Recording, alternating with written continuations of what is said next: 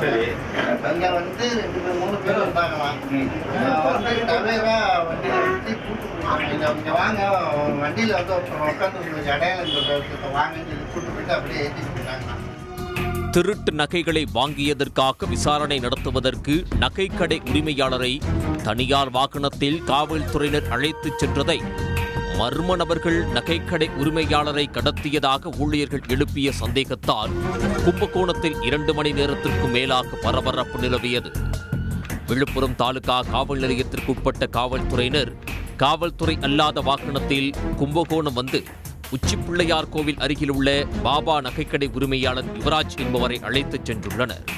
இதனை கவனித்த அந்த பகுதியில் உள்ள நகைக்கடை ஊழியர்கள் நகைக்கடை உரிமையாளரை மர்ம நபர்கள் காரில் கடத்துவதாக கூறவே அங்கு பரபரப்பான சூழல் நிலவியது. உடனே அங்கு நகைக்கடை ஊழியர்களும் உரிமையாளர்களும் குவிந்தனர். இதனிடையே நகைக்கடை உரிமையாளரை ஏற்றிச் சென்ற கார் மீண்டும் உச்சிப்பிள்ளையார் கோவில் வெளியே சென்றதை பார்த்த மற்றொரு நகைக்கடை ஊழியர் பாலா என்பவர் அந்த காரினை வழிமறித்துள்ளார்.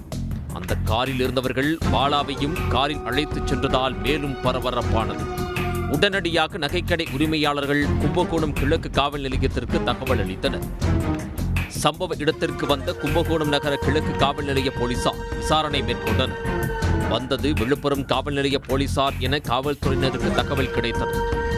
இதனைத் தொடர்ந்து காரில் வந்தவர்கள் மொபைல் போனுக்கு கும்பகோணம் காவல்துறையினர் தொடர்பு கொண்டனர். திருட்டு நகைகள் வாங்கியது தொடர்பாக விசாரணை நடத்துவதற்கு விழுப்புரம் தாலுகா காவல் நிலையத்திற்கு அழைத்துச் செல்வதாகவும் கூறியுள்ளனர்.